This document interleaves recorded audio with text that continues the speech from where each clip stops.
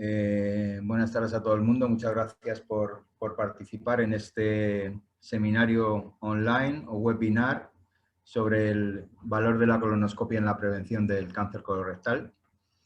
Mi nombre es Luis Miguel de la Fuente y soy el presidente de Europa Colon España, Asociación de Pacientes con Cáncer Colorectal.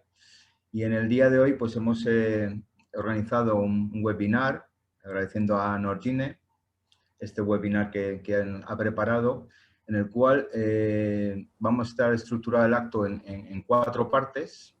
Habrá 3 ponencias, en la cual en la primera ponencia participará el doctor Federico Argüelles Arias, que es médico digestivo y docente del Hospital Universitario Virgen de la Macarena de Sevilla y experto reconocido en endoscopia y en enfermedad inflamatoria intestinal. En segundo lugar, haré yo, aparte de moderar, la segunda presentación, que la he titulado Ahórrate un mal trago, los programas de cribado de cáncer colorectal salvan vidas. Y por último, en la tercera mesa participa Patricia García, que es secretaria de ACU España, la Asociación de Colitis, de Cronicolitis Ulcerosa. Y por último habrá unos 15 minutos para preguntas de los asistentes al acto. Entonces, sin más dilación, voy a presentar al doctor Federico Argüelles, que nos va a hablar sobre programas de cribado de cáncer colorectal y el valor de la colonoscopia en la prevención de cáncer colorectal. Doctor Federico Argüelles, buenas tardes y muchas gracias. Hola, buenas tardes. Buenas tardes a todos. Muchas gracias por su presentación. Muchas gracias a Norgine por haberme invitado a participar en este webinar. La idea, como bien decía nuestro moderador, es hablar de la importancia de la colonoscopia y del diagnóstico precoz en el cáncer de colon.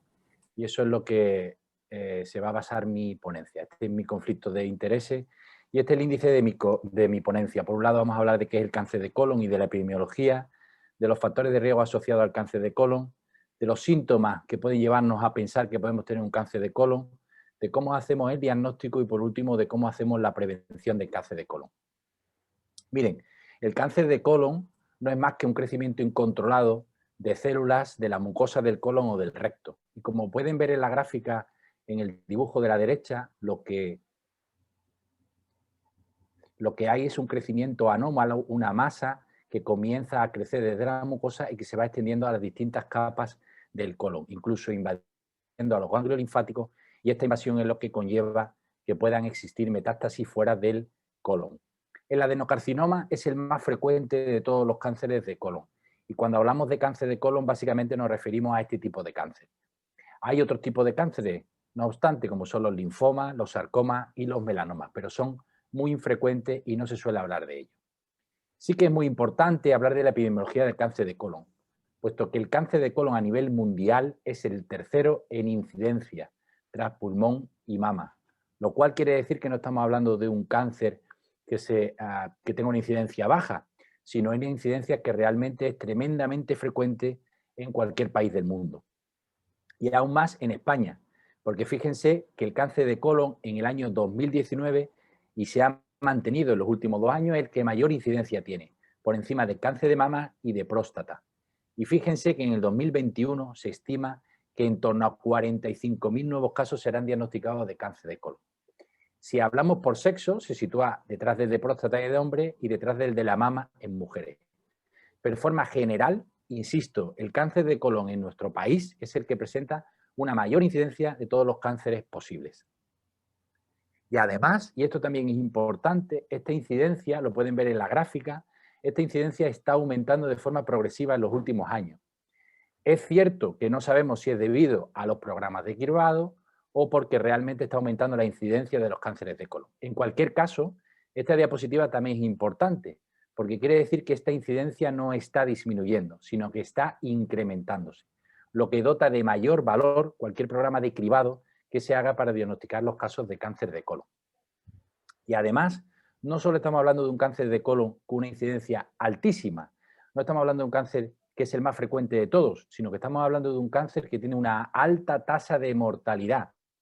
Fíjense que el segundo en hombres y el primero en mujeres, detrás del pulmón en hombres y por delante el de mama en mujeres. Es decir, que aunque tengamos la idea, y existe cierta idea de que el cáncer de colon es un cáncer con una buena supervivencia, esto quiere decir que hay muchos cánceres de colon que no se diagnostican de forma precoz, que cuando se diagnostican el paciente ya tiene metástasis y por tanto el tratamiento va a ser paliativo, con lo cual la tasa de mortalidad es alta. De nuevo, por tanto, incidir en la necesidad de que se haga un diagnóstico precoz del cáncer de colon para que esta mortalidad se pueda disminuir. Y aquí es muy importante webinar como este en el que transmitamos la importancia que tiene asistir a los programas de cribado, porque la percepción que tiene la población es que tiene bajo riesgo de desarrollar un cáncer de colon. Esto es un estudio, una encuesta que se realizó ya hace algunos años por la Asociación Española contra el Cáncer, en el que se preguntaba a la población la importancia o cuál tumor le preocupaba en mayor medida. Y fíjense que el colon ocupa uno de los últimos lugares. Cuando se preguntaba a los encuestados si tenían temor a tener un cáncer de colon, solo el 6% manifestaban que tenían cierto temor a tener el cáncer de colon. Por tanto, insistir a la población general, y un webinar como este es perfecto para esto, incidir en la importancia de que el cáncer de colon es actualmente el cáncer más frecuente en nuestra población y que la tasa de mortalidad sigue siendo alta precisamente porque no somos capaces de diagnosticar a las fases tempranas. ¿Cuáles son los factores de riesgo? Pues miren, las causas exactas de cáncer de colon no se conocen. Si bien es cierto que existen una serie de factores que favorecen su aparición. Una serie de factores externos como puede ser la obesidad, el alcohol, el tabaco, la grasa, el exceso de carne roja y la ausencia de fibra, fruta y verdura. Y una serie de factores que nosotros no los podemos modificar, que son realmente lo que hace que el cribado de cáncer de colon sea especialmente importante. Por ejemplo, en sujetos mayores de 50 años, en donde se ve cómo aumenta la incidencia de cáncer de colon. Y fíjense que los programas de cribado actuales comienzan a partir de los 50 años. Si bien es cierto que debido a este aumento de la incidencia de los últimos años, incluso se está hablando ya de adelantar el cribado a los 45 años. Los antecedentes familiares de cáncer de colon y la presencia de pólipos o de adenomas que lo comentaremos a continuación. Luego una serie de síndromes hereditarios como la poliposis adenomatosa familiar, el síndrome de Lynch o los antecedentes personales de otra neoplasia que hace que se tenga más riesgo de desarrollar un cáncer de colon. Y la enfermedad inflamatoria intestinal de la que hablaremos también a continuación. Pero quiero detenerme un poco en esta diapositiva. Fíjense, el 90% de los carcinomas de colon se originan desde un pólipo. Un pólipo es esta lesión que pueden ver aquí, esto es una colonoscopia y esta es una lesión sobreelevada por encima de la mucosa del colon. Esto es un pólipo. Pues bien, la secuencia adenoma-carcinoma es la que más frecuentemente aparece en todos los sujetos con un cáncer de colon. Es cierto que desde que aparece un pólipo o un adenoma y se desarrolla el carcinoma, puede haber un periodo de latencia variable. Pero también es cierto que dependerá este tiempo del número de pólipos que tenga el sujeto, del tamaño del pólipo, de la morfología o del grado de displasia que tenga ese pólipo. Y esta es la secuencia habitual. Un colon normal, aparece un adenoma incipiente, un adenoma avanzado, un pólipo con displasia de alto grado que finalmente se acaba convirtiendo en un cáncer. Y esta secuencia es la que debemos evitar, debemos cortar. Y debemos cortar para diagnosticar a pacientes con un adenoma incipiente. Nosotros resecamos este adenoma incipiente, incluso un adenoma avanzado, y en principio se acaba el problema porque acabamos de cortar esta secuencia adenoma-cáncer de colon. Luego hemos prevenido la aparición de un cáncer de colon y por tanto hemos evitado, si se hubiese diagnosticado en fases tardías, una intervención quirúrgica o incluso un cáncer de colon muy avanzado que ya no tuviera solución. Y en pacientes con enfermedad inflamatoria, ¿qué ocurre? Pues que en pacientes con enfermedad inflamatoria está incrementado el riesgo de cáncer de colon. Y no solo en pacientes con colitis ulcerosa, que es lo que se hablaba tradicionalmente, sino también en pacientes con enfermedad de Crohn de colon. La incidencia se estima que está en torno a un 20%, pero tras muchos años de evolución de esa colitis, tras 30 años. Por esto es importante hablar de que el riesgo se incrementa de forma progresiva, sobre todo a partir del 7º, 8º año del diagnóstico. ¿Y por qué se produce el cáncer de colon en los pacientes con enfermedad inflamatoria intestinal? Pues el mecanismo fundamental se basa en la inflamación de la mucosa. Miren, este es una colonoscopia de un paciente con colitis ulcerosa, en la que la mucosa está tremendamente inflamada, enrojecida, con aftas, con úlceras, incluso con friabilidad, es decir, con sangrado espontáneo. Bueno, pues esta mucosa inflamada de forma persistente y si no es controlable con la medicación que administramos a los pacientes con enfermedad inflamatoria intestinal, es el riesgo que tienen los pacientes con esta enfermedad desarrollar cáncer de colon. No sigue la secuencia que les he comentado anteriormente, adenoma, cáncer de colon, sino que la secuencia es un poco distinta y se basa, insisto, en la inflamación persistente de la mucosa. En los pacientes con enfermedad inflamatoria nos vamos a encontrar pólipos similares a los anteriormente descritos, pero también nos vamos a encontrar con lesiones planas, mínimamente elevadas, que son muy difíciles de diagnosticar en muchas ocasiones y que son los que acaban degenerando en cáncer de colon. Por tanto, es muy importante que los pacientes con enfermedad inflamatoria intestinal sigan programas de cribado específicos para ellos. Estos cribados dependerán o se realizarán en función del tiempo de evolución de la enfermedad. Ya hemos visto que a partir del 8º año de diagnóstico es cuando se va incrementando de forma progresiva la posibilidad de desarrollar cáncer de colon. De la extensión de la enfermedad, no es lo mismo tener una proctitis ulcerosa, una afectación solo del recto, que tener una afectación de todo el colon. No es lo mismo no tener antecedentes familiares que tener antecedentes familiares de cáncer de colon. La actividad inflamatoria, a mayor actividad inflamatoria, más posibilidad de desarrollar un cáncer de colon. Y la asociación a una enfermedad autoinmune que se denomina colangitis esclerosante primaria, en la que se ha visto que el cáncer de colon es tremendamente frecuente. ¿Cuándo hacerlo? Pues a partir de 8º año de diagnóstico, en pacientes con alto riesgo, con algunos de los factores que acabamos de comentar, pues habría que hacerlo prácticamente cada año, cada 2 años, y en pacientes con bajo riesgo, cada 3, 4 años. ¿Y cuáles son los síntomas que van a presentar los pacientes con cáncer de colon? Pues miren, ninguno. Y esto es tremendamente importante. Los pacientes con cáncer de colon están en su mayoría asintomáticos, lo cual, insisto, hace muy importante la prevención del cáncer de colon y hace muy importante que se realicen los cribados de cáncer de colon en la población general. Porque a no ser que el paciente tenga los otros síntomas que pueden aparecer, como rectorragia o cambio de ritmo intestinal, a ese paciente no se le va a ocurrir acudir al médico porque no tiene síntomas. Nos podemos encontrar en algunos casos, cuando hacemos una analítica de rutina, que el paciente presenta anemia ferropénica.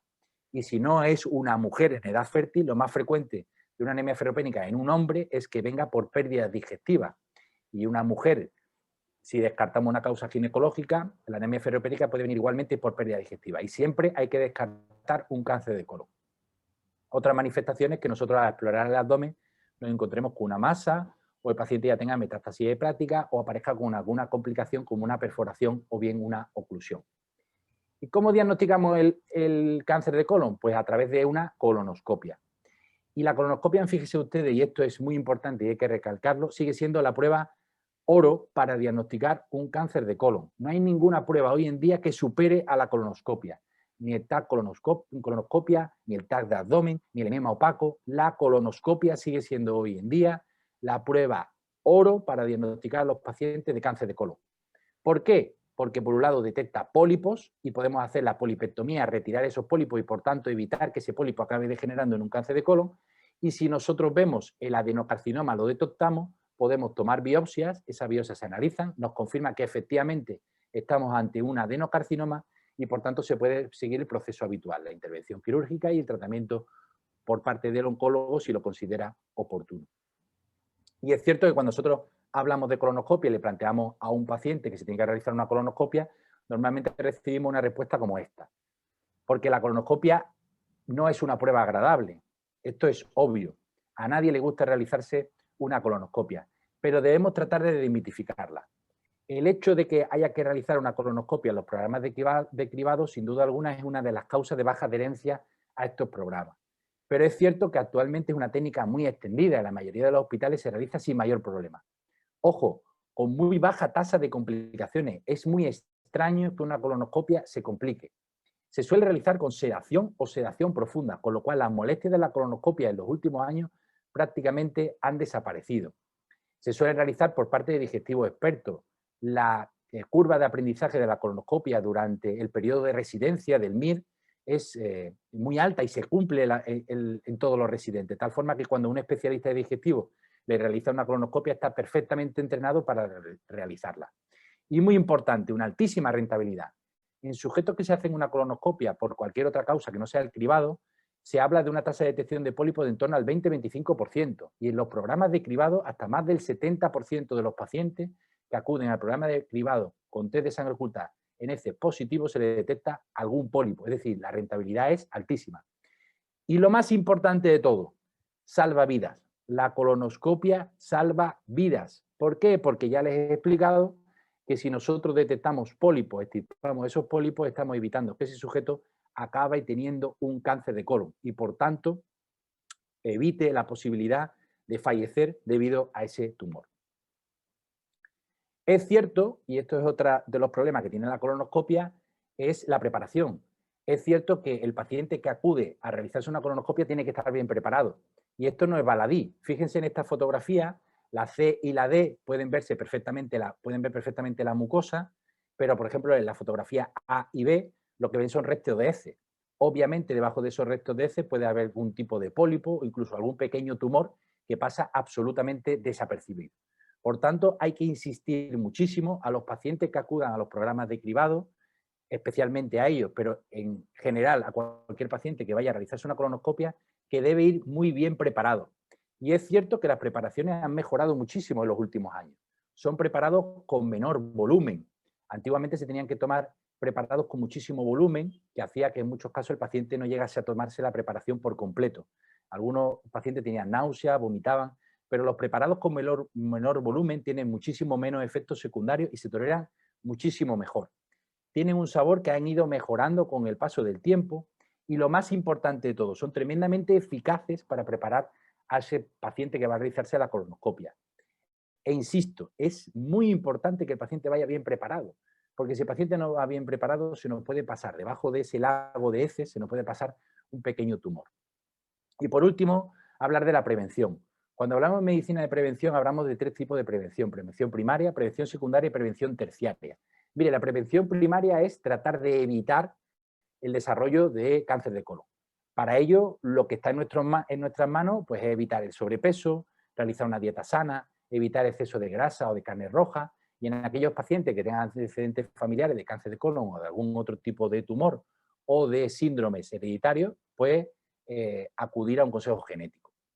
La prevención secundaria es tratar de hacer algún programa de cribado para evitar el desarrollo de cánceres, por ejemplo, como se hace con el cáncer de mama. Y este tipo de prevención secundaria se hace con aquellos tumores en el que se conoce la historia natural. Y la historia natural del cáncer de colon la conocemos perfectamente y lo he explicado al principio. La secuencia adenoma, pólipo, cáncer de colon. Por tanto, si tenemos pruebas que detecten de forma precoz y rápida esas lesiones, podemos evitar el desarrollo de cáncer de colon. Y esto ocurre con el cáncer de colon. Tenemos pruebas que nos detectan si hay un sangrado microscópico, como es el test de sangre oculta en heces, que nos criba a aquellos pacientes que se tienen que realizar una colonoscopia o no. Por tanto, la prevención secundaria en el cáncer de colon está perfectamente establecida y es tremendamente útil y necesaria.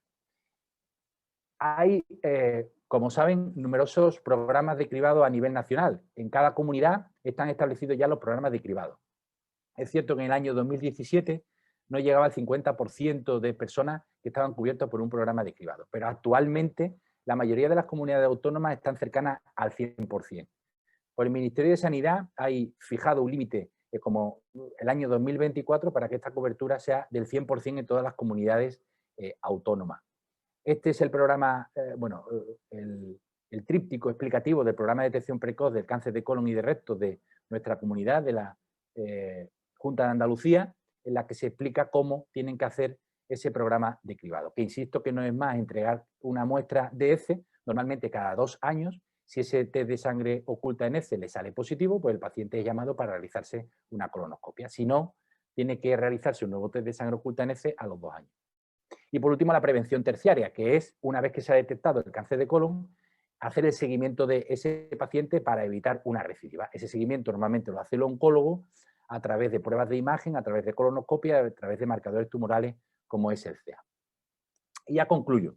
Insistir en que el cáncer de colon tiene una altísima incidencia en nuestro país. Por tanto, hay que prestarle la atención necesaria. Como tiene una altísima incidencia, es absolutamente necesario y preciso hacer el cribado de cáncer de colon, especialmente en grupos de riesgo como pudiera ser los pacientes con enfermedad inflamatoria intestinal. La colonoscopia es una prueba ahora mismo imprescindible y es la prueba gold estándar para hacer el diagnóstico de los pacientes con cáncer de colon. Y dentro de que la colonoscopia es imprescindible, lógicamente necesitamos que el paciente vaya en las mejores condiciones precisas. Y para esto una limpieza exhaustiva siempre es absolutamente necesaria. Y aquí he concluido. Muchas gracias a todos por su atención. Muchas gracias, doctor Argüelles, por su presentación tan didáctica. Habrá un turno de preguntas posteriormente cuando hagamos las 3 presentaciones. Y bueno, pues a continuación es mi turno y haré una breve presentación sobre la importancia de los programas de cribado de cáncer colorectal.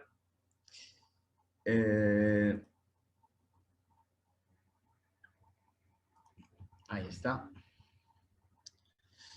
Bueno, pues he titulado esto "Ahórrate un mal trago, los programas de cribado salvan vidas", porque es verdad que como dicen la mayoría de digestólogos cuando hacen endoscopias y descubren un desarrollo de un cáncer colorectal, cuando podía haberse evitado esto, habiendo ido previamente a haber hecho un programa de cribado, pues te rasga las vestiduras. Entonces, la importancia de participar en los programas de cribado de cáncer colorectal es manifiesto. En primer lugar, bueno, me gustaría presentar un poco lo que es la organización, la asociación que represento, Europa Colon España, que nacimos en el 2006 y que de momento somos la única asociación de pacientes de cáncer colorectal que hay en España. Nacemos con una misión clara, que es la de concienciar e involucrar a toda la sociedad en la lucha contra el cáncer colorectal, la de mejorar, por supuesto, la calidad de vida y bienestar de los pacientes, la de defender sus intereses de los pacientes y de sus familiares, de concienciar a la población que el cáncer colorectal es un cáncer evitable y prevenible.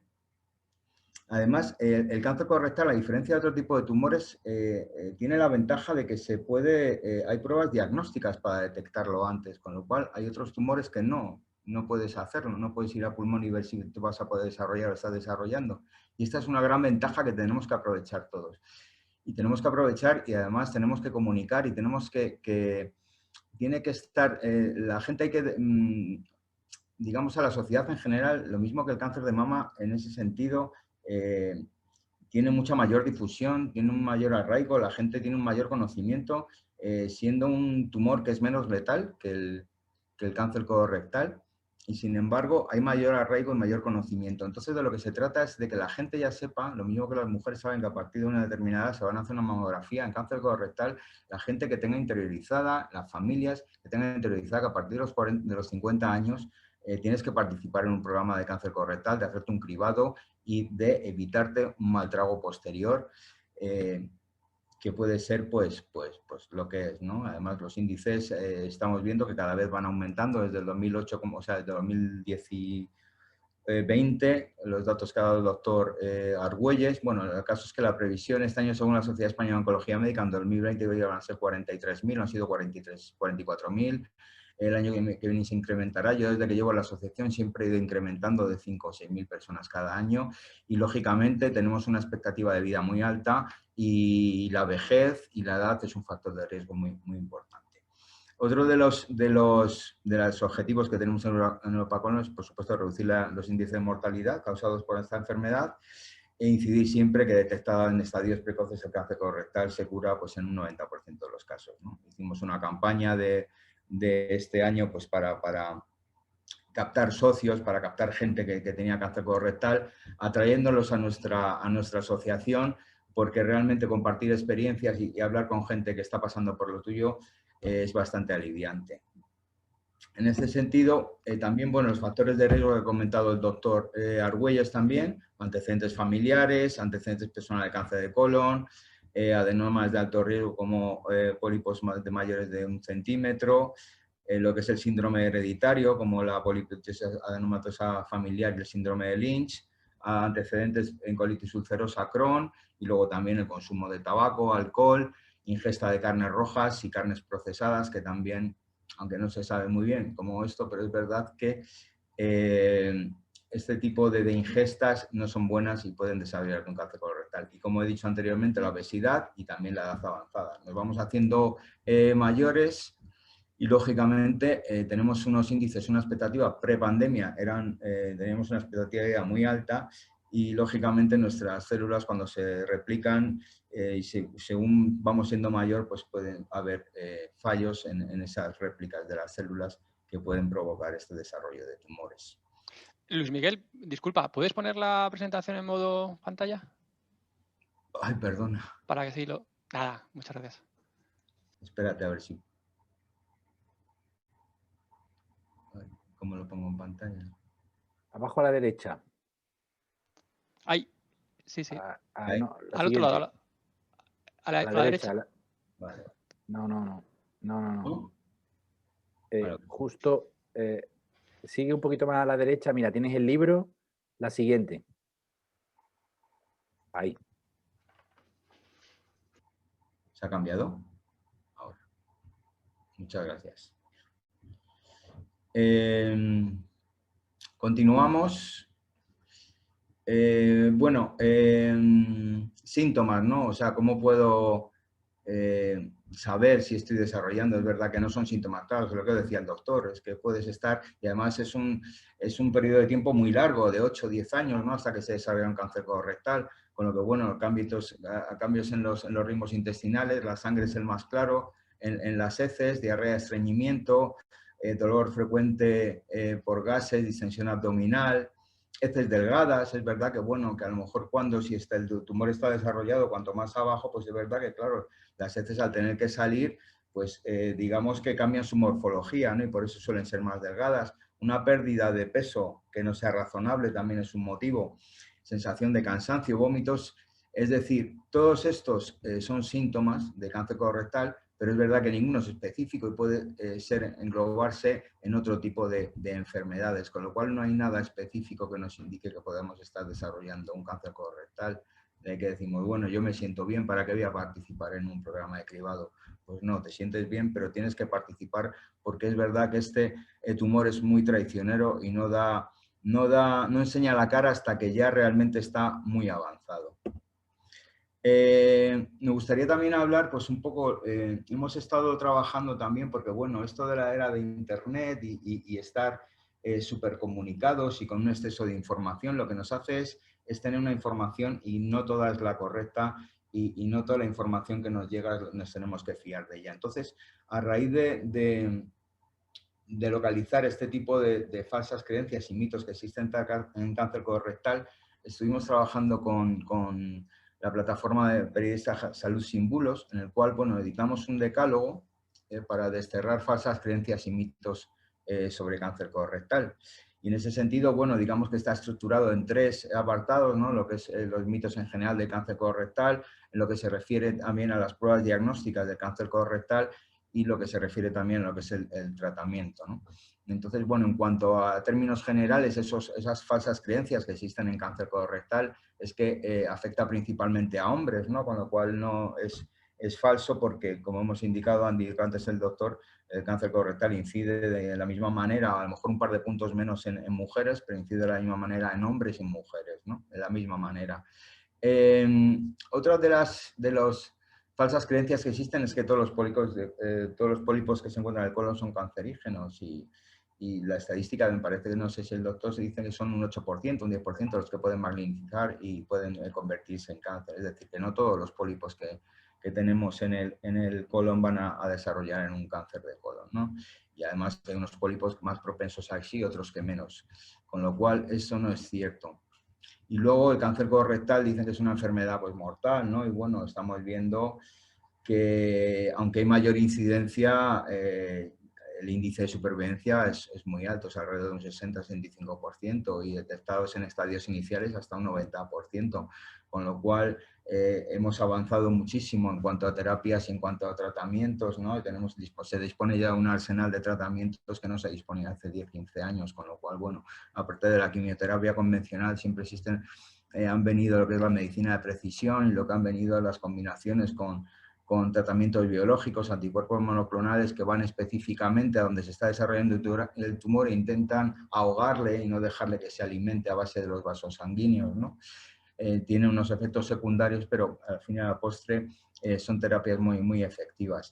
Luego, en cuanto a los mitos que hay sobre las pruebas diagnósticas, que la colonoscopia es un procedimiento doloroso, con lo cual, pues, lejos de la realidad, con realmente la colonoscopia ahora base de dado y incluso, bueno, hay anécdotas que me contaban que decía el doctor Muñoz, también que es endoscopista, gastro de la Universidad de Navarra, Hospital Universidad de Navarra, decía que hay pacientes que salen muy satisfechos de la ESTA, incluso que la sedación es muy suave y que, vamos, que en ningún momento se han enterado de prácticamente nada. Con lo cual, esto sí que hay que desenterrarlo porque es un mito falso.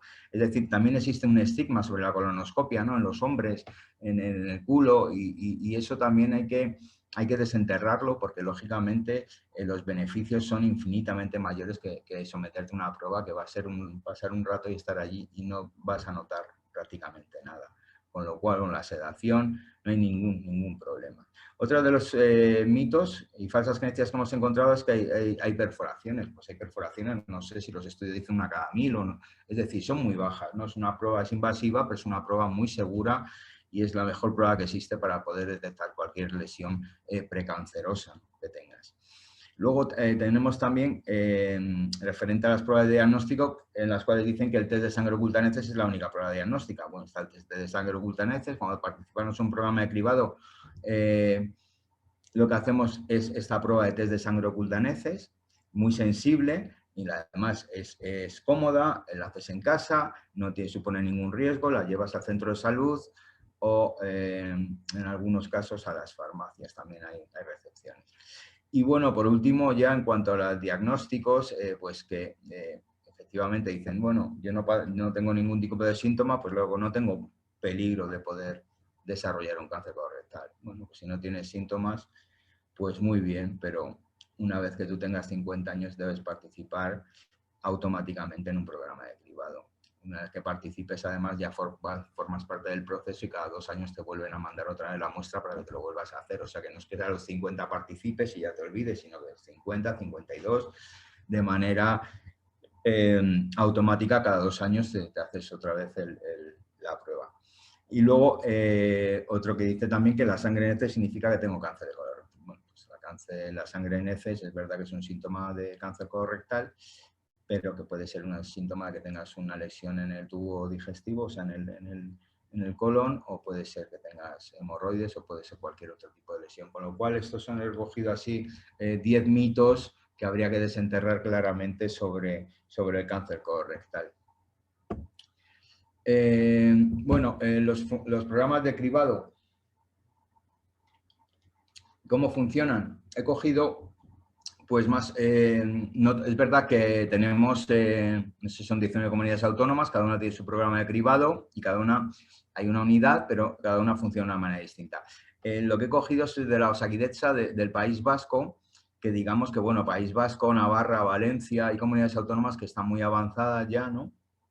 En cuanto a cobertura del 100%, van en cuarta, quinta vuelta, ¿no? de llamar a la gente. Y bueno, lo que hacen en el País Vasco, pues en estos programas de cribado es invitar a hacer una planificación de 2 años a la población entre 50 y 69 años, se les envía el kit por correo directamente y luego este kit se hace la prueba en casa y se envía al centro de salud que se recepta pues en unas neveras que hay allí, o sea que no hace falta ni ir al laboratorio, como me ha pasado a mí alguna cosa, o donde el laboratorio está cerrado, sino que para que los programas de cribado realmente funcionen y la gente se anima, tiene que ser muy dinámico y tiene que ser muy fácil y dar todo tipo de facilidades a la gente. Es decir, no que tengo el laboratorio cerrado ahora, que me tengas... No, esto tiene que ser dinámico, fácil, accesible, sin ningún tipo de trabas.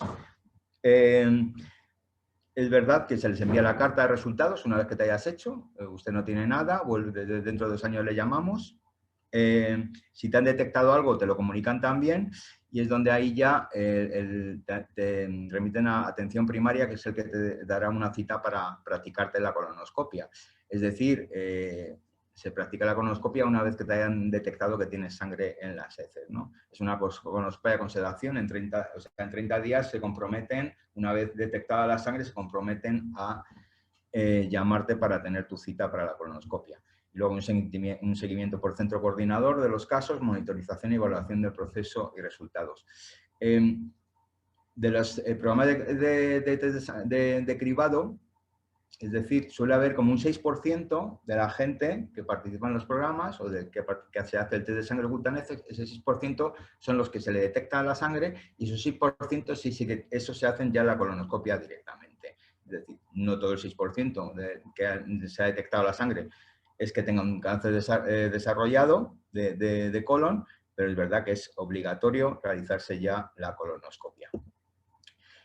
Como decía el doctor Argüelles, para realizarte la colonoscopia, pues es fundamental, o es imprescindible, es ir limpio a la colonoscopia, pero no ir limpio de duchado y con la muda cambiada, sino ir limpio en tu tracto intestinal. Tiene que ir lo más limpio posible, porque es verdad que hay determinados pólipos, a lo mejor que no son pediculares, de estos así que se nota mucho, que están más pegaditos y eso no se detectan. Y eso puedes estar engendrando ahí, no se puede detectar y pueden desarrollarse un tumor.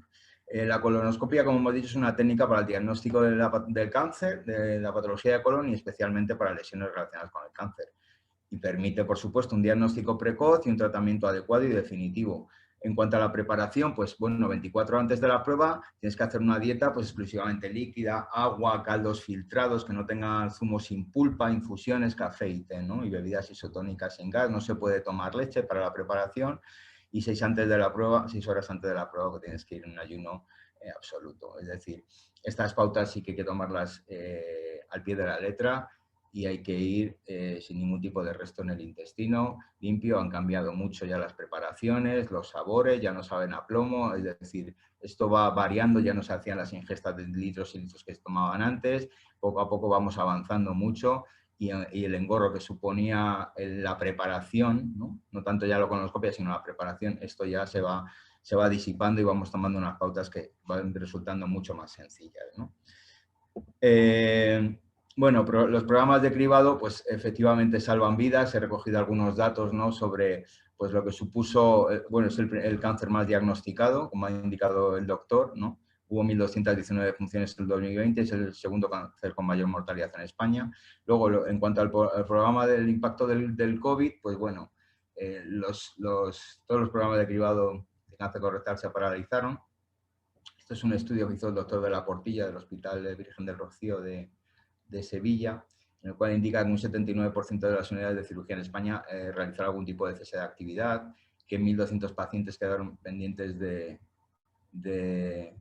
cirugía y que se incrementa. Bueno, este es un estudio de la Universidad de Bolonia que prevén que haya un incremento de la mortalidad si no se ha detectado ese cáncer durante un año, ¿no? Es decir, si hubo una demora y cuando ya tenías un estadio avanzado, hubo una demora de un año, pues probablemente se incremente la mortalidad. En cuanto, bueno, participando en los programas de cribado, el 60% de muertes pueden evitarse. Hay 6 veces más de probabilidad de supervivencia con una detección temprana, ¿no? Y un 90% de casos se curan si es diagnosticado precozmente. También en cuanto al estudio de la Universidad de Bolonia, pues dicen que puede haber un incremento de 16% de muertes en los próximos 5 años respecto a cifras prepandemia. Y luego ya esto lo hemos preparado porque nosotros estamos también colaborando, pues hemos hecho un grupo de trabajo para presentar unas mejoras, no para cambiar los programas de cribado, sino para presentar mejoras para esos programas de cribado que ya están implementados. Y bueno, se ha hecho un estudio y es verdad que a los políticos lo que tenemos que presentarles pues, es que salva muchas vidas, pero también quieren ver el lado de la economía y además son cortoplacistas. Es decir, esto no les interesa que sea, es decir, oiga, mejore su programa de cribado en su comunidad autónoma porque esto de 10 a 15 años va a notar, pero vamos, una reducción de gastos tremenda. Claro, ellos a lo mejor dentro de 4 años ya no están ahí, entonces lo que les interesa son resultados a corto plazo. Pero si fuésemos un poco más, viésemos las cosas a largo plazo, pues veríamos que los programas de cribado de cáncer colorectal reducen costos de tratamiento, pero muchísimo reducen el trozo. O sea, no es lo mismo tratar un cáncer colorectal en estadio metastásico con un cáncer colorectal en estadio inicial. Los tiempos que estás en el hospital, los tratamientos, es decir, nada que ver. Hay una menor probabilidad de desarrollar metástasis con el paso del tiempo si participas en estos programas de cribado y el tratamiento efectivo si la enfermedad se detecta en una edad temprana. Es decir, se multiplican por 3 el coste de un cáncer colorectal metastásico respecto a uno detectado en estadio inicial. Por 3, es decir, unos 150.000 euros por paciente. Y eso estamos dando cifras económicas porque es lo que tenemos que presentarle a pues la Consejería de Galicia, a Prevecolon en Madrid, de decir, esto va a suponer no solamente ahorrar vidas, sino va a suponer ahorrarse un dinero a las arcas de la comunidad. Y bueno, con esto ya termino mi exposición, que no sé si cuánto me he demorado. Y bueno, me gustaría enseñaros un vídeo que hemos editado para este mes de marzo con motivo del Mes Internacional del Cáncer Colorectal, en el cual, bueno, hicimos una campaña con Digestive Cancer Europe, a lo cual pertenecemos, de captación de socios y que la gente pues se animase a venir a la asociación y se animase, pues eso, a compartir experiencias con otra gente y a ayudarles, ¿no? Voy a ver si podemos reproducir el... I can tell you how to go through the emotional pain. Je peux vous dire comment devenir plus forte après avoir été brisée. Ti posso dire come ricominciare a correre passo dopo passo. Yo puedo decirte cómo reírte de ti misma cuando en realidad tiene poca gracia. Nauczyć się wierzyć w swoją siłę i znać pozytywne strony choroby. Di non avere paura di niente. Y siempre, siempre siendo muy positivo. Comment vraiment vivre au lieu de survivre. Cómo mejorar tu estado físico, cómo se prepare un traitement. Come vivere sano. Kiedy nie jest ci łatwo. Cómo sentirte parte de una comunidad. Talk to us, we've been there. Porozmawiaj z nami, bo razem jest łatwiej żyć z tą chorobą. Contami la tua storia, raccontala a noi.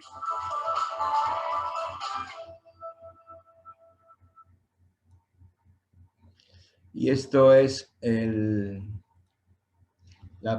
esta es la campaña que hicimos. Y bueno, nos gustó, nos quedó muy bonita, la verdad.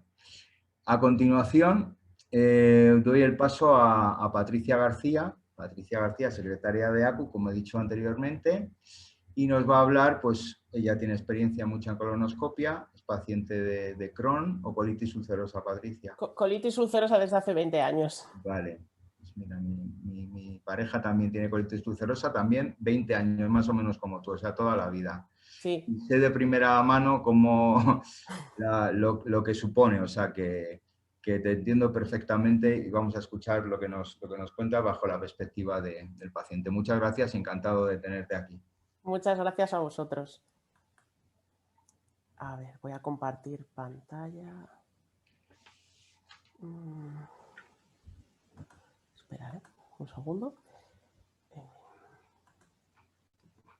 Bueno, mientras se comparte mi presentación, buenas tardes a todos y a todas. Soy Patricia García, como ya ha dicho Luis Miguel, secretaria de ACU España, y os voy a contar un poco quiénes somos y qué hacemos, y luego os voy a dar la visión del paciente respecto a la colonoscopia.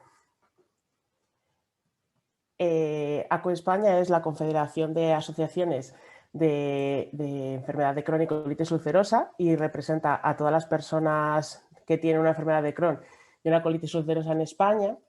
Es una entidad declarada de utilidad pública que nació en 1987 de la mano del doctor y paciente de inflamatoria León Pecase, y nuestro principal objetivo, que es pues trabajar con todas las personas que tienen una enfermedad inflamatoria intestinal y minimizar pues todo lo que la enfermedad puede afectar a su vida y mejorar su calidad de vida en todos los ámbitos. ACU España tiene 36 grupos, 36 asociaciones repartidas en 17 comunidades autónomas, que damos cobertura prácticamente a todo el territorio español y tiene más de 8.000 asociados y asociadas. Nuestros principales valores son la calidad, el compromiso con los pacientes, la transparencia y la responsabilidad. Y trabajamos en varios ámbitos de actuación. Los más importantes están aquí en la pantalla. Por haceros una breve pincelada de las cosas que hacemos en el ámbito sanitario social, sobre todo hacemos atención sociosanitaria a personas con enfermedad inflamatoria intestinal, tanto telefónicamente como por correo electrónico o a través de nuestras redes sociales. Tenemos programas de acompañamiento en todos los momentos en los que los pacientes se encuentran de su enfermedad. Programas de inserción laboral como nuestro programa de Tu Talento Importa, porque después de la salud lo más importante es sentirte útil y poder trabajar a pesar de tener una enfermedad crónica. Redactamos también materiales informativos para pacientes, tenemos nuestra área de juvenil y de niños, hacemos acompañamiento a familiares y hacemos sobre todo fortalecimiento asociativo. En cuanto a la formación, con nuestro programa de paciente experto principalmente formamos a pacientes para que sean más activos y más responsables en el control de su enfermedad. También formamos a representantes y a juntas directivas de nuestro mundo asociativo, así como al personal sociosanitario. En el ámbito de la investigación participamos en diferentes investigaciones y comités científicos, aportando el punto de vista del paciente. También colaboramos activamente con sociedades científicas como GTQ, GTI. En el ámbito de la representación, pues representamos a todos los pacientes que tienen una enfermedad inflamatoria intestinal, tanto a la administración como el resto de agentes del sistema sociosanitario. Pertenecemos a la plataforma de organizaciones de pacientes, a UNINIT, que es la Asociación de Personas con Enfermedades Crónicas Inflamatorias Inmunomediadas, a CONCENFE, que es la Confederación Española de Personas con Discapacidad Física y Orgánica, así como a la EFCA y a otras entidades referentes en la enfermedad inflamatoria intestinal. Y otra parte importante de nuestros ámbitos de actuación es la sensibilización, porque lo importante sobre todo de este tipo de enfermedades es el conocimiento. Muchas veces son enfermedades invisibles y lo que tenemos que hacer es pues, sensibilizar tanto a la población general como a los que toman decisiones, como a los profesionales sanitarios de una enfermedad que no se ve. Tenemos dos puntos principales en nuestras campañas de sensibilización, que son el Día Mundial de la Enfermedad Inflamatoria Intestinal, que es el 19 de mayo, y el Día del Paciente Ostomizado, que es el primer fin de semana de octubre. Y por hacer alusión a una frase que me gusta mucho de la campaña de nuestro Día Mundial de este año, es que conocer es el primer paso para avanzar y encontrar soluciones, porque juntas y visibles lo conseguiremos. Al final la unión de todos por un mismo fin pues hace mucha más fuerza.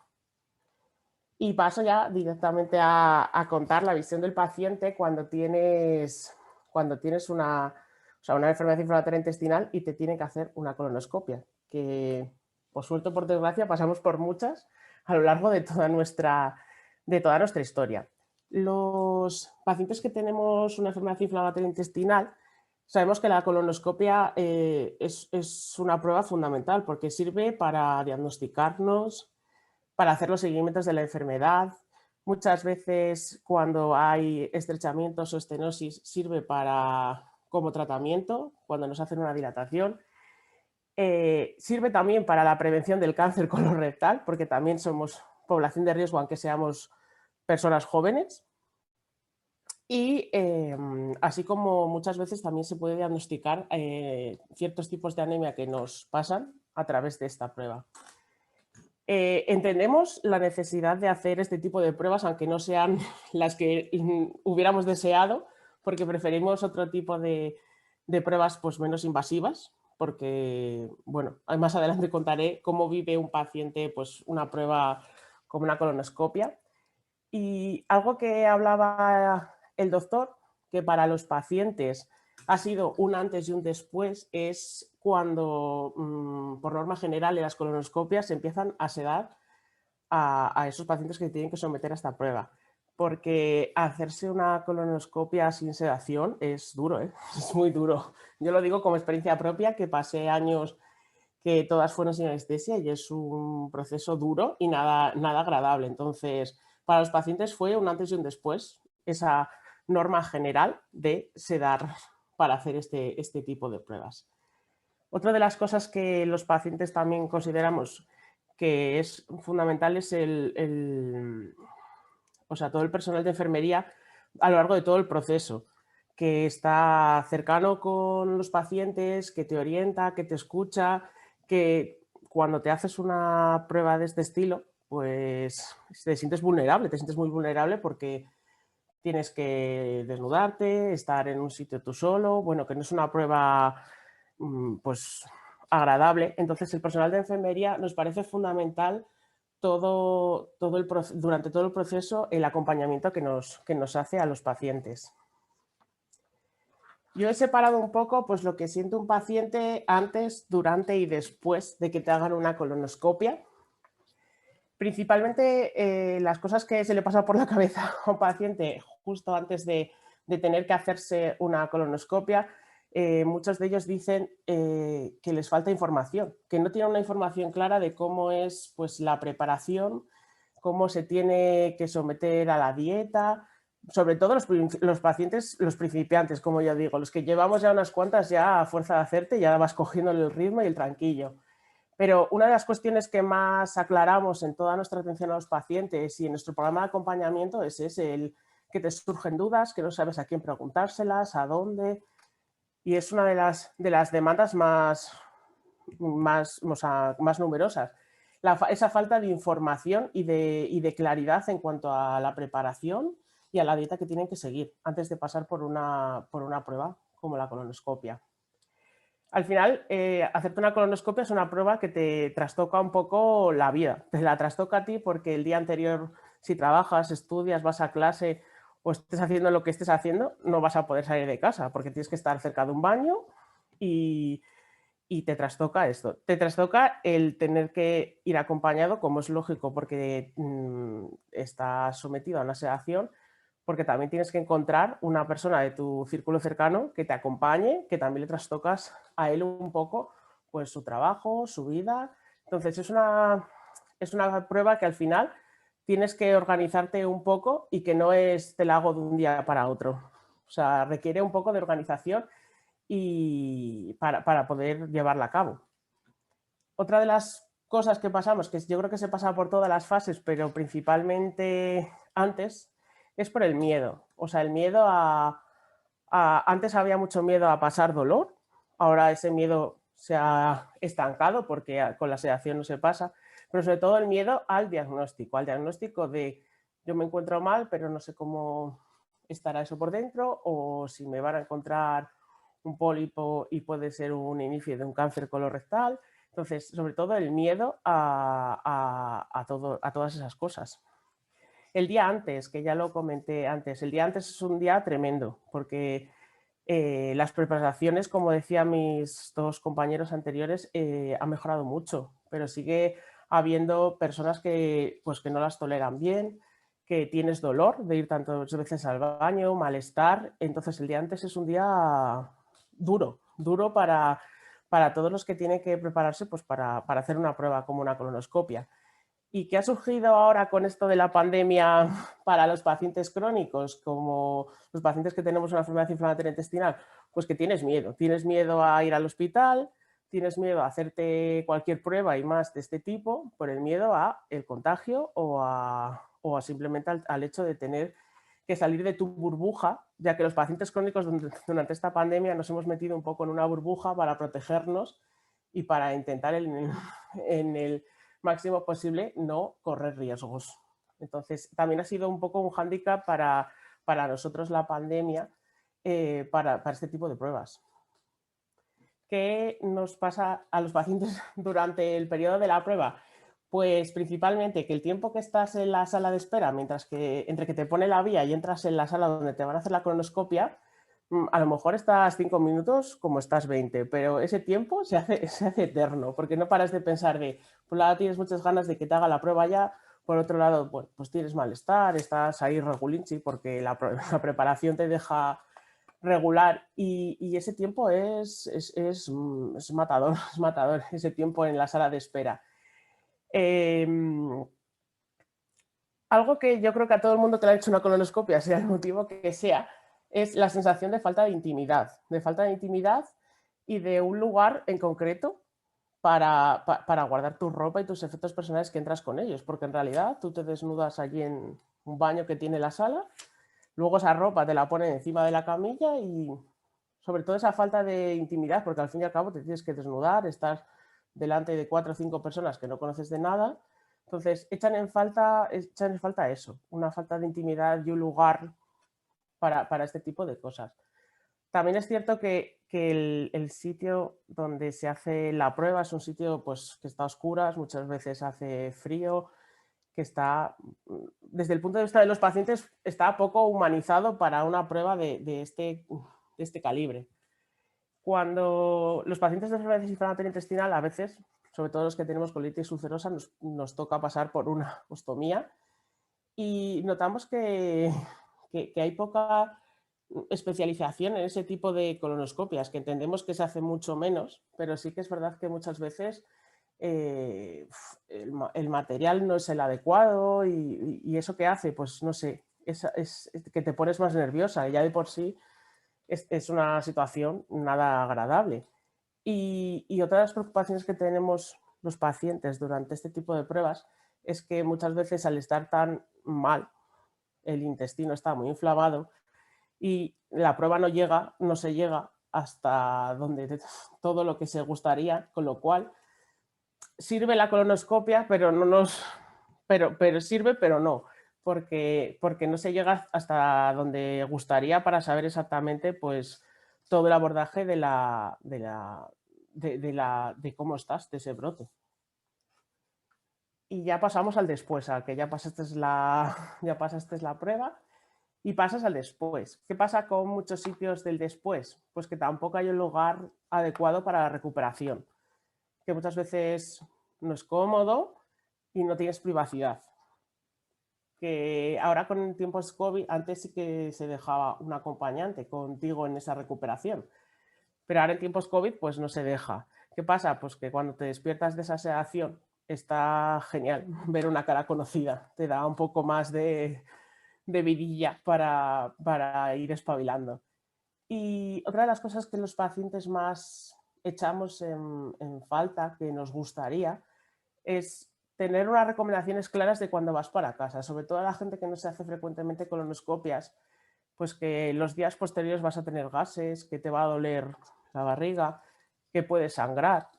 Todas ese tipo de recomendaciones que muchas veces te vas a tu casa, no lo sabes y te pasan, y al final, ¿qué pasa cuando tienes una duda de este estilo? Pues que acabas en urgencias. Y si esas recomendaciones fueran más claras y más, pues con más ejemplos y eso, pues seguramente se ahorraban esas visitas a urgencias o esa incertidumbre de decir, madre mía, ¿esto será importante? ¿No será? Y otra de las cosas que los pacientes también nos gustaría es salir con algo de información de esa prueba. Que tú cuando ya estés un poco despierta, tu médico te diga, pues mira, ha salido bien o mal, o vamos a hacer esto o lo otro. Irte a casa con algo de información clara y entendible para el paciente, para irte tranquilo dentro de que a lo mejor la noticia no es para irse tranquilo, pero por lo menos para ir un poco con información de saber, mira, me he hecho esta prueba y mira, ya sé lo que hay, bueno o malo, pero sé lo que hay. Y por mi parte, nada más. Muchas gracias a todos por escucharnos esta tarde. Genial, Patricia. Muchas gracias por la presentación.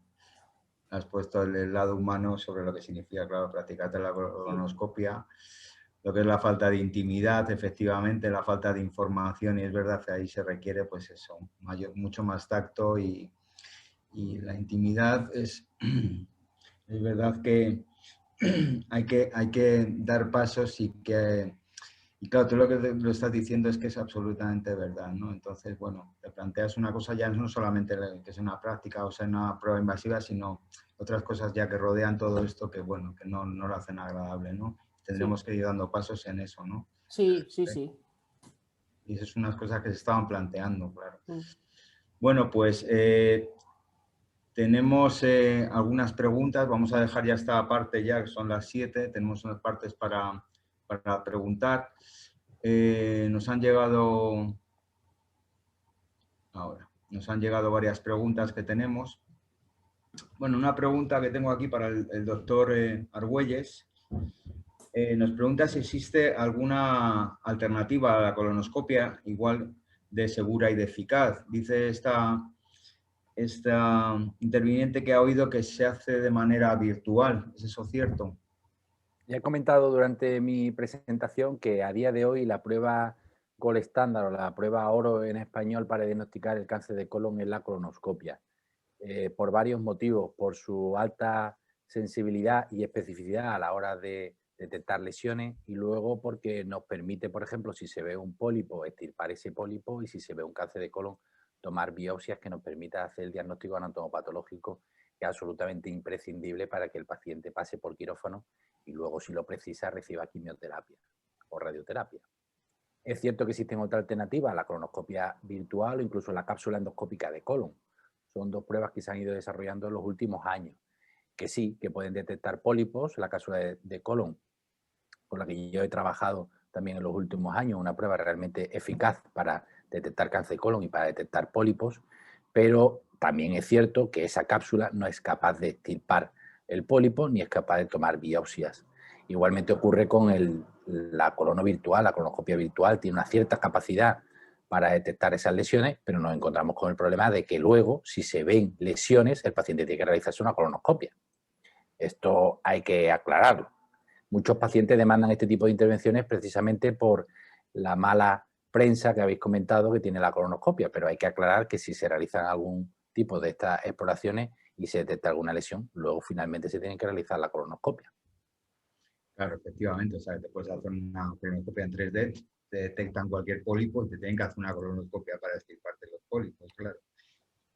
Muy bien. Tenemos otra pregunta para Patricia. Patricia dice que si puedes dar algún consejo para afrontar psicológicamente la colonoscopia. Pues seguramente, a ver, seguro que no hay ningún consejo bueno para esto. Yo le diría a esa persona, pues muchas veces hablar con otras personas que han pasado por lo mismo que tú, que tienen lo mismo que tú, que ese es un trabajo que se hace y es fundamental en las asociaciones de pacientes, te ayude a estar más tranquila en cuanto a pasar todo esto. Entonces, yo la recomendaría pues, que se pusiera en contacto pues, con ACU o con la asociación de pacientes que le corresponda, no sé si es una inflamatoria o un cáncer de colon. Entonces, que muchas veces es eso, el acompañamiento. Ya os digo que en ACU España recibimos muchísimas llamadas y consultas en cuanto a los días previos a una colonoscopia, dudas que les surge en cuanto a la preparación, a la dieta o a síntomas que están pasando. Entonces, una asociación en ese sentido, pues muchas veces también tranquiliza y ayuda a los pacientes. Sí, totalmente de acuerdo. Y podremos darles consejos de cómo Sí. afrontarlo. Muy bien. Hay otra pregunta más que tengo aquí para el doctor Argüelles. Bueno, aquí pone dice, es verdad que el cáncer de colon aparece cada vez más en gente joven. Es verdad que sí, nosotros en la asociación hemos detectado, aunque no hay cifras todavía, ¿no? Pero es verdad que hay asociaciones americanas ya con el Early Onset Colorectal Cancer que están detectados que aparecen ya en edades cada vez más tempranas, ¿no? ¿Es verdad esto que comenta nuestra participante? Sí, es totalmente cierto. De hecho, en fin, también lo comentaba en la presentación, ya hay algunas asociaciones como es la americana que están demandando adelantar el cribado a los 45 años. Podría ser extrapolable a España, porque es decir, si los programas nuestros de cribado no están funcionando, tenemos, no sé si no llegamos al 50% todavía, ¿no? Entonces, claro, si tendríamos que adelantar la edad, con 50 a 69 no llegamos a toda la población, 45 a 69, incluso a 73 que están haciendo en otros países europeos, ¿cómo lo haríamos? Pues es una buena pregunta. Yo creo que insistir en la necesidad de los programas de cribado, insistir en la concienciación del cáncer de colon, como muy bien además has comentado. Hay mucha concienciación, por ejemplo, con el cáncer de mama y quizás no seamos capaces de concienciar a la gente sobre el cáncer de colon. Reuniones como esta, en las que se insiste en la necesidad del cribado, en las que se insiste en la alta incidencia del cáncer de colon, ayudan a todo esto. Y por tanto yo creo que el primer paso es concienciar a la gente de que el cáncer de colon está ahí, que actualmente es el cáncer más frecuente en nuestro país y que hay soluciones para detectarlo de forma precoz, de la misma manera que el cáncer de mama se está acotando cada vez más precisamente por la concienciación que hay entre las mujeres de que el cáncer de mama está realmente extendido y los programas de cribado son muy útiles. Por tanto, yo creo que lo primero es concienciación y luego conseguir aumentar esa adherencia a los programas de cribado, que también es otro problema. Es cierto que los programas de cribado tienen una muy baja adherencia y eso también es digno de estudio, ¿no? Probablemente por la mala prensa de la colonoscopia, por la mala prensa de la preparación. insistir, como habéis hecho, en que la colonoscopia ha cambiado mucho en los últimos años, cada vez se realiza en mejores condiciones. Obviamente tiene muchísimas cosas que mejorar. Estoy de acuerdo con lo que decía Patricia, que hay que humanizar más a la colonoscopia. En muchas ocasiones los mismos profesionales sanitarios no nos damos cuenta, cuando realizamos tantas pruebas, que hay que tratar de humanizar más esa prueba, lo que tenemos delante de un paciente. Esto es algo que es responsabilidad nuestra. También hay que entender que pasamos muchísimas horas realizando exploraciones y que, bueno, para nosotros una exploración más o menos pues no difiere, ¿no? Pero es cierto que cada paciente es distinto y por tanto a cada paciente hay que prestarle la atención debida. Y esto sí que es una demanda que me parece absolutamente razonable y necesaria, porque la colonoscopia, nada más que desnudarse para enseñar allí sus partes nobles a gente que desconoce, pues obviamente merece la atención debida, ¿no? Por parte del profesional sanitario. Bueno, y estos son procesos que tenemos que ir colaborando todos para que precisamente esos programas de cribado vayan incrementándose la población, no a ellos, ¿no? Vaya incrementándose la adherencia para conseguir disminuir la tasa de mortalidad del cáncer de colon, que sigue siendo alta, ¿no? Al hilo que decía usted esto de la humanización, ¿usted no cree que el personal sanitario requiere de algún tipo de preparación para humanizar este tipo de situaciones? Ya se les da, ¿eh? Yo soy profesor de la universidad y ya desde la universidad se intenta bueno, pues dar clases o insistir en que lo que estamos tratando son personas, ¿no? Todos somos potenciales pacientes, ¿no? En muchas ocasiones, cuando un médico, alguno de nosotros pasa por una experiencia de alguna enfermedad, nos damos cuenta de todos estos detalles, ¿no? Y muchas veces merece la pena pasar por alguna experiencia para darse cuenta que hay algunos aspectos perfectamente mejorables dentro del sistema sanitario. Pero bueno, son cosas que hay que ir mejorando, y es verdad que las unidades de endoscopia han ido mejorando muchísimo en los últimos años, pues con la sedación, como comentabais, con salas de quirófano mejor preparadas, con personal más experto, con personal de enfermería que reciba al paciente, que le explica. También el COVID ha servido un poco, fíjate, yo creo que el COVID también ha servido un poco para humanizar más la prueba, porque los pacientes durante el COVID llegaban muy nerviosos, por lo que habéis ido comentando. Y bueno, el personal de enfermería pues acogía al paciente, trataba de tranquilizarlo, le explicaba un poco las condiciones en las que se iba a realizar la colonoscopia. Ahora también por el tema COVID no se realiza un número tan grande de colonoscopia en una misma sesión de quirófano, porque tiene que espaciarse un poquito más, precisamente para la limpieza del quirófano y para que se guarden ciertas medidas de seguridad para el contagio. En fin, yo creo que estamos avanzando, quizá no al ritmo que se requeriría por parte de los pacientes, pero yo creo que obviamente hay mucho avance en los últimos años, y bueno, insistir en que no deje la gente de hacerse colonoscopia porque te entienda que es una prueba poco humanizada, sino todo lo contrario. La colonoscopia salva vidas y por tanto yo creo que ese es el mensaje que hay que dar, ¿no? Un par de preguntas ya para terminar, porque nos hemos salido de tiempo. Nos dicen una persona que tiene más de 50 años y no le han llamado para el programa de cribado. ¿Qué puede hacer? Es decir, claro, los cribados oportunistas que se denominan, ¿no? Dependiendo en qué comunidad autónoma, claro, no sabemos dónde está. Tendrían que haber llamado. ¿Qué sugiere usted que haga en estos casos? Yo sugiero que vaya al médico de cabecera, al médico de atención primaria, y dígame usted, tengo 50 años, me he enterado de los programas de cribado y yo no he recibido ninguna carta. Yo creo que esto es lo más lógico. Claro, y su médico de cabecera pues mandará a hacerse la prueba. ¿Cómo se sabe que el colon está limpio? Porque es verdad que hacemos mucha importancia, el colon tiene que estar totalmente limpio. ¿Cómo se sabe antes de proceder a hacer la colonoscopia? En mi servicio en el Hospital Macarena tenemos muy buena relación con Japón y con médicos japoneses que son muy expertos en la realización de colonoscopia avanzada, con resección de pólipos enormes y tal. Y en Japón hay una cosa muy curiosa. Los pacientes se preparan allí en el mismo hospital y hay una fotografía en el propio hospital, en los váteres del propio hospital, en la que le van indicando al paciente cómo tiene que ver bueno, pues, el líquido que echa por el ano, ¿no? Porque al final es líquido. Y hasta que el paciente no eche líquido claro, el paciente tiene que seguir bebiendo preparación. Es muy curioso, pero es realmente útil porque no le dejan al paciente dejar de tomarse la preparación y hacerse la colonoscopia hasta que no ve que el líquido es absolutamente claro y no tiene restos marronáceos o no tiene restos sólidos de heces. O sea que básicamente lo que tiene es que beber abundante líquido, hacer la preparación como tiene indicada, como muy bien habéis comentado, y que, bueno, que sea un líquido claro y que no tenga restos sólidos de F, que no sean restos oscuros. O sea, cuando vemos que echamos agua o líquido claro, se entiende ya que no queda más por echar. De acuerdo, bueno, pues con esto queremos ya terminar.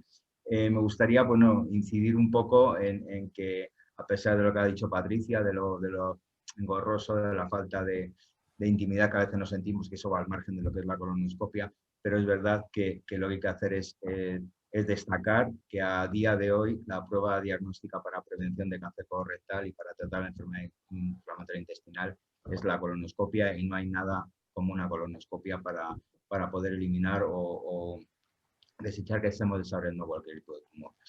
Muchas gracias por vuestra participación. Ha sido un placer, doctor Federico Argüelles. Un placer haberle conocido. Patricia, un placer haberte conocido. Encantado. Igualmente. Bueno, pues quedamos emplazados para otra reunión virtual como esta. Un placer y muchas gracias a la gente que ha asistido a vernos.